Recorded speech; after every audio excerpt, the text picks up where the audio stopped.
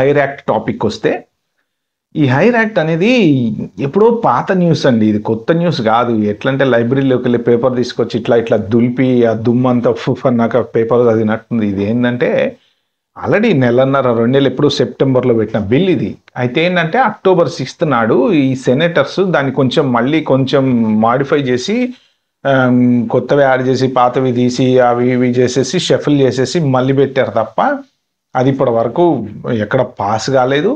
అది ఇప్పుడు ఈ వీళ్ళ కమిటీలో ఉంది. ఆ కమిటీ వాళ్ళు రివ్యూ చేయాలి. రివ్యూ చేసిన తర్వాత ఫైనాన్స్ కమిటీ ఉంటుంది కదా, వాళ్ళు రివ్యూ చేసిన తర్వాత అప్పుడు పార్లమెంట్లోకి వచ్చిన తర్వాత అప్పుడు మళ్ళీ వీళ్ళు సెనేటర్స్ పాస్ చేయాలి, తర్వాత కాంగ్రెస్ పాస్ చేయాలి, తర్వాత ప్రెసిడెంట్ సంతకం పెట్టాలి.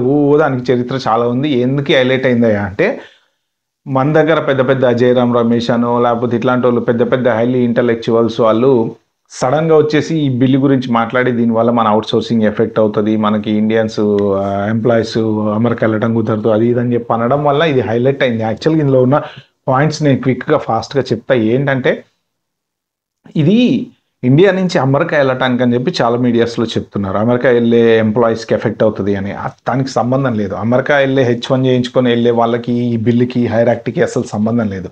ఇదేంటంటే మొన్నటిదాకా టారిఫ్లు వేస్తాడు కదా, అక్కడి నుంచి వచ్చేటువంటి వస్తువుల మీద 10%, 20% టైప్లో ఈ మెయిన్ ఏదైతే అవుట్ సోర్సింగ్ అదర్ దాన్ అమెరికాలో కాకుండా ఇండియాలో ఏదైనా ఒక ప్రాజెక్ట్ అమెరికన్ రిలేటెడ్ ప్రాజెక్ట్ కనుక ఎవరైనా చేస్తున్నారంటే ఆ పర్టికులర్ ప్రాజెక్ట్కి 25% వీళ్ళు కట్టాలి.